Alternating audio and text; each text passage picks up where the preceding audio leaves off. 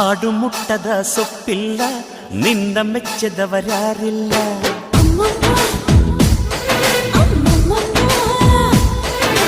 ಜೇನಿಗಿಂತ ಸಿಹಿ ಬೇರಿಲ್ಲ, ನಿನ್ನ ಮುದ್ದಿಗಿಂತ ಸಿಹಿ ಬೇಕಿಲ್ಲ.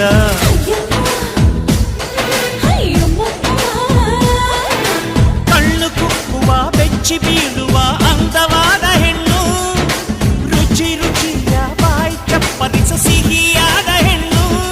ಅಯ್ಯೋ ತಿಂದು ಬೇಗಿದರು ಆಸೆ ತೀರದ ಪಂಚಾಮೃತ ಇವಳು.